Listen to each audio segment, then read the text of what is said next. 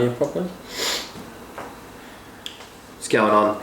We're back again with another homebrew challenge beer. This time we're doing 7D. 7D? Yeah, it's one of those.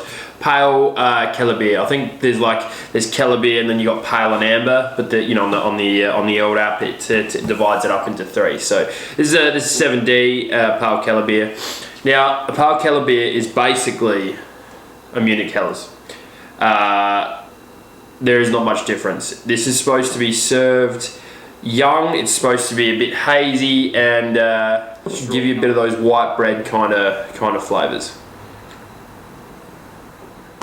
So this is basically an unfiltered, unpasteurized version of a Munich Helles, and the difference is, whereas a Helles and other German style pilsners will get lagered for a long time, this is intended to be served really fresh. Now, I'm gonna be honest, had this as intended, like straight out the keg, and it was good, like it was okay, but it's been sitting now for about 4 or 5 weeks, and I wasn't even going to do this beer. I was going to rebrew the whole lot, but having it sit for a bit has really made it taste a lot better. So I don't know what that says about Pale Kellerbier, whether or not I brewed it correctly, or whether or not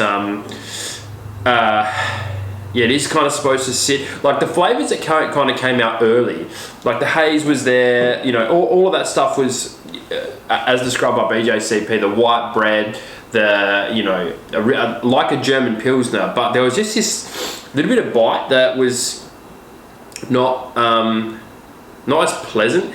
Like it was good, but yeah, not as pleasant as it is now. Like this beer is like really easy drinking now. It's just lost that little bit of bite that it had. You do get a little bit of hop flavour and aroma off of this as well. You're supposed to be using German noble hops. Like it's literally supposed to be basically a Munich Helles or a German Pilsner. So German malts, German hops, German yeast. I have thrown Amarillo into this. I'll put the whole recipe down in the links, and we'll put a link to all of the homebrew challenge recipes and stuff out there anyway for you all. But I like Amarillo. Like how I think it works really well with some of these German style Pilsners. I've done it a few times. I've used it in like fest beers and Marzens or Märtzens, or however you're supposed to say that. Like I feel it gives a real just like modern twist on a really old traditional beer. Yeah, German lager yeast. I think this one's actually Bohemian lager yeast at 13 degrees for a few weeks. I think it took in the end. It wasn't like a normal 10-day ferment, but then straight from the fermenter into the kegs and served pretty much straight away without the extra 3 or 4 week lagering. Again, a bit rough, like straight away I thought, but like nothing terrible, but it's just really got a lot better over time. Like it's brilliant now. So the recipe for this one, and again, the links will be below. We've got some German Pilsner malt, some German wheat, and some Vienna and Cara Pils. Amarillo hop throughout, and the Bohemian lager yeast to finish this one off. The ABV was about 5% on this one. IBU's at 30, and the SRM 3.5, which is, like, have a look at that. There's not much to this beer, and that is kind of the big difference I've seen with this beer compared to like a German Pilsner, or it's just or a Helles. It's got that haze, like it hasn't cleared up like they do. Like I've just brewed a fest beer and a Marzen not long ago, and it's crystal clear, whereas this is kind of got a nice bit of haze to it. It's a little bit different. I really like it, and the breadiness really comes out like hard. It's not overly bitter either. Much more malt forward than hoppy. Easy to drink. There's no lasting bitterness you get. It's mainly flavour that you get from the hops, and not much.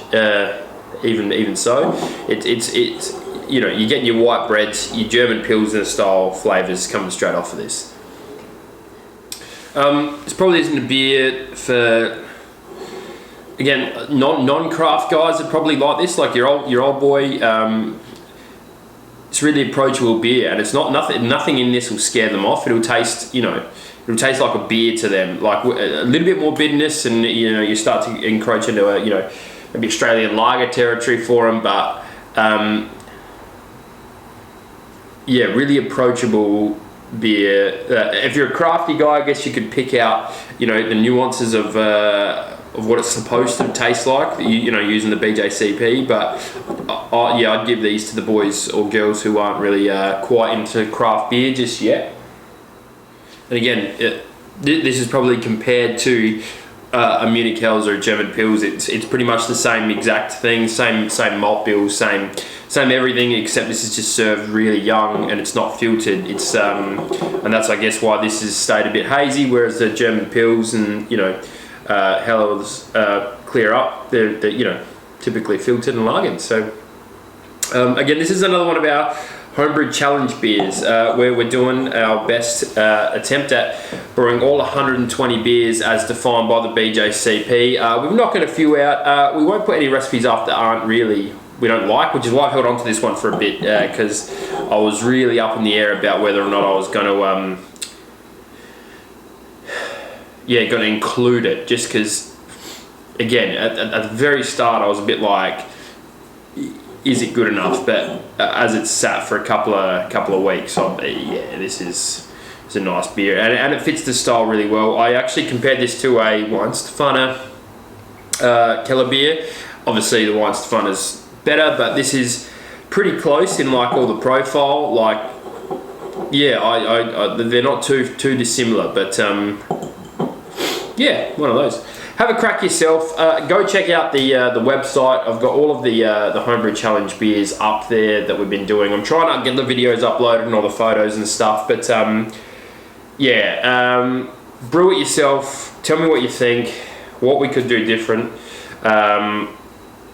Look forward to getting a few more to you. Cheers.